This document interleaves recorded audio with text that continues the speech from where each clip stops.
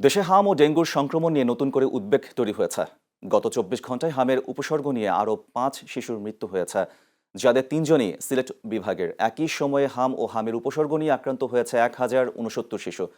স্বাস্থ্য অধিদপ্তরের তথ্য অনুযায়ী গত ১৫ই মার্চ থেকে এখন পর্যন্ত হামের উপসর্গে ৬৯৮ এবং নিশ্চিত হাম আক্রান্ত হয়ে ৯৫ শিশুর মৃত্যু হয়েছে। সব মিলিয়ে মৃত্যু ৭৯৩ জনের। এ সময় সন্দেহজনক হামের রোগী শনাক্ত হয়েছে ১,১৮,৫৭০ জন, আর নিশ্চিত হাম আক্রান্তের সংখ্যা ১৪,৫৭৮। অন্যদিকে দেশজুড়ে বাড়ছে ডেঙ্গুর সংক্রমণও।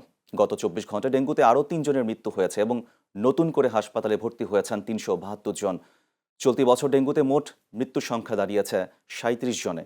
আক্রান্ত হয়ে হাসপাতালে ভর্তি হয়েছেন ১০,৮৫৭ জন। এর মধ্যে শুধু জুলাই মাসেই আক্রান্ত হয়েছেন ৪,৭৫৩ জন এবং মারা গেছেন ১৯ জন।